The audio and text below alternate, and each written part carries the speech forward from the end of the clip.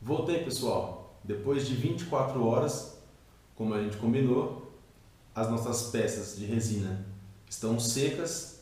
Agora vamos desenformá-las e explicar a parte final. A nossa primeira peça está muito seca. O fato da forma de silicone ser flexível facilita a retirada da peça. A nossa peça sai com facilidade. Temos a nossa primeira peça. A nossa segunda peça, o outro coleóptera, também facilmente de desenformar após esperar 24 horas.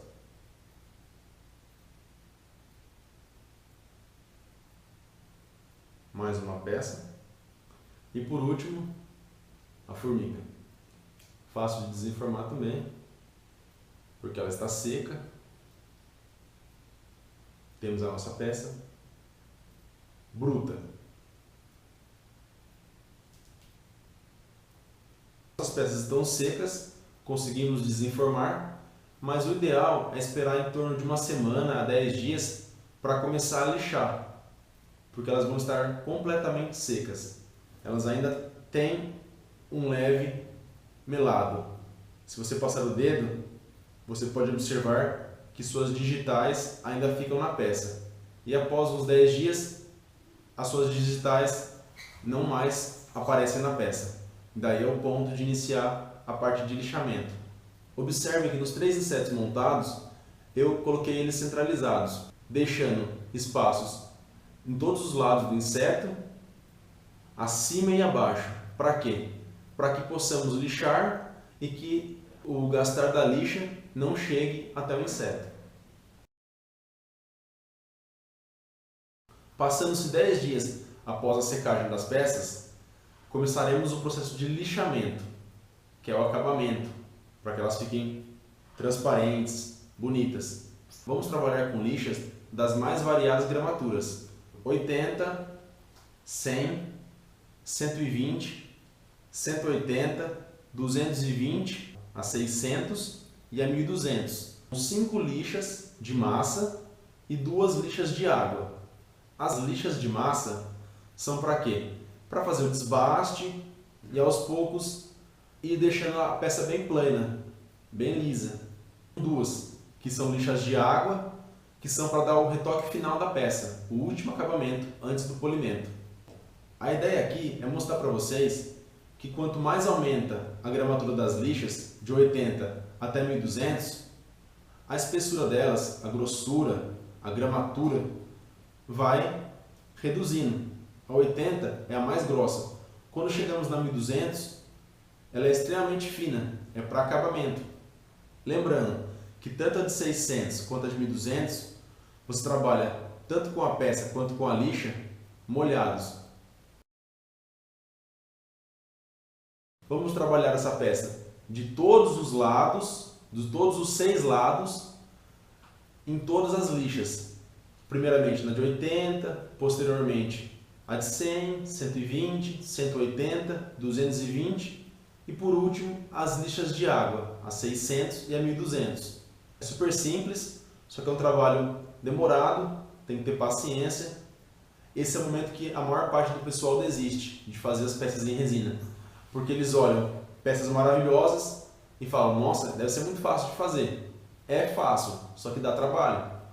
Não farei o lixamento agora, porque é um processo demorado, faz muita sujeira, mas explicarei para vocês o conceito. Você vai ter que lixar a sua peça de todos os 6 lados, em todas as lixas, no mesmo sentido.